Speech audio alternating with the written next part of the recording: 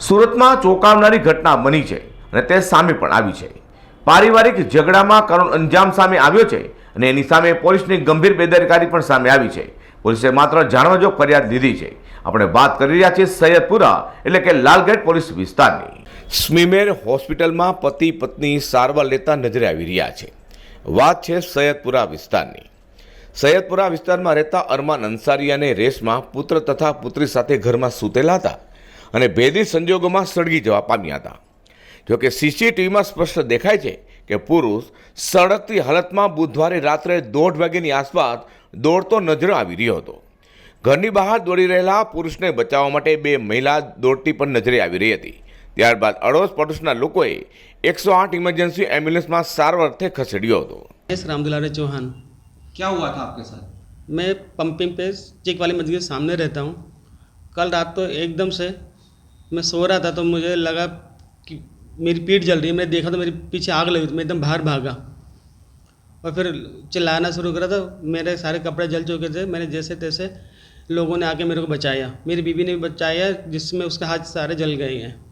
कैसे आग लगी थी आपको, क्या लगता है? ये मेरे को नहीं पता, पर ये है कि हमारे घर में थोड़ी सी प्रॉब्लम चल रही है। लास्ट थर्सडे से मेरी बड़ी सारी मेरठ से आ रखी है और वो 15 साल पहले ही यहाँ से छोड़ के जा चुकी है, पर वो अभी आ गई है और कहते हैं कि मैं जो तुम्हारे को घर से निकालना है, चाहे कुछ भी करना पड़े।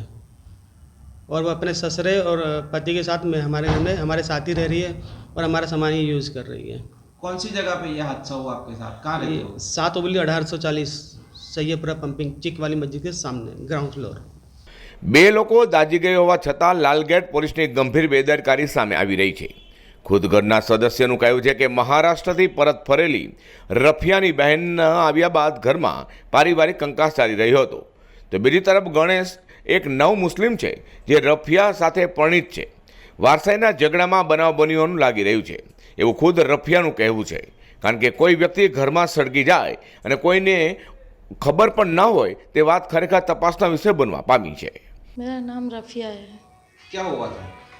कल रात में एकदम से मेरे आदमी को एकदम से जलन लगी। रात को हम सो रहे थे तो उठकर देखा तो उनकी पीठ पे जल रहा था। तो हम लोग एकदम से दौड़े और वो बाहर दौड़े और हम उनको बचाने के लिए मेरा भी हाथ जल गया और बाहर जाके वो बिल्कुल ज़मीन पे पड़ गए थे और कंबल से और मट्टी से उनको फिर साफ तो उनकी आग बुझाई है।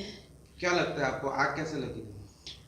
मुझे ऐसा लगता है कि शायद न 1 हफ्ते से हमारे घर में प्रॉब्लम चल रही थी। मेरी बड़ी बहन आकर मगजमारी कर रही थी, जो 15 साल पहले ही छोड़कर चली गई थी यही मकान में। तो वो हमारे साथ में ही रह रहे थे। तो पता नहीं क्या हुआ और किसने किया वो पता नहीं मुझे, पर मुझे ऐसा लगता है कि तो वो जोर ज़बरदस्ती से रह रहे थे हमारे साथ। और उसके बाद पहले कभी ऐसा हुआ नहीं है, इस बार ऐसा हुआ है पहली बार।